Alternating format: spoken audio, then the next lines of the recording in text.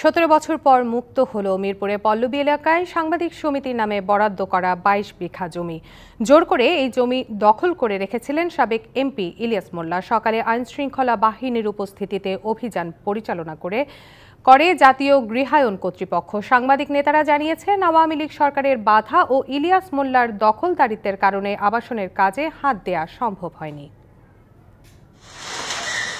BNP chairperson Begum Khaleda Zia সরকার 2006 সালে প্রায় 300 senior সাংবাদিককে মিরপুরের পল্লবীতে আবাসন করার জন্য বরাদ্দ দেন 22 বিঘা জমি। তবে 2007 সালের পর সাবেক এমপি ইলিয়াস মোল্লা জোর করে দখল করে নেয় তা।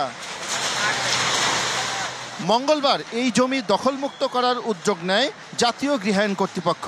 পুলিশ, সেনাবাহিনী ও র্যাবের সহায়তায় সকাল থেকেই চলে উচ্ছেদ অভিযান। এ সময় বস্তিবাসী জড়ো হয়ে বাধা দেওয়ার চেষ্টা করলে পুলিশের সাথে স্থানীয়দের কিছুটা ধাওয়া পাল্টা ধাওয়া হয়। পরে পুলিশ পরিস্থিতি নিয়ন্ত্রণে নেয়।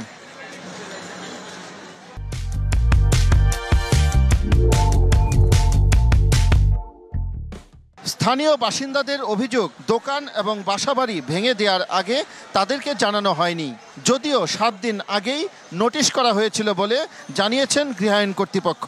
মাইকিং কাজ আমরা শুনছিলাম না, আমরা জানি সরকারি জায়গা, ঠিক আছে, কিন্তু সেরা তারা দখল করবে এটা স্বাভাবিক, কিন্তু আমাদের তো সময় দিবে।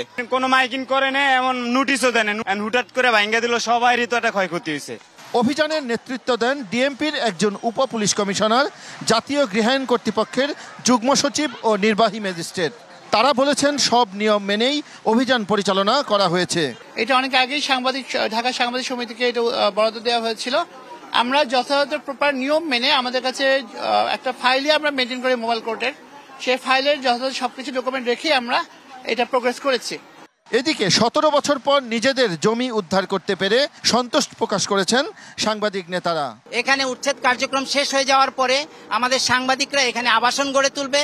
আমাদের প্রায় 50 জন সাংবাদিক অলরেডি মারা গেছেন। তারা এখন আমাদের দায়িত্ব এই আবাসন সেই পরিবারের কাছে বুঝিয়ে দেওয়া, তাদের জমি তাদেরকে বুঝিয়ে দেওয়া।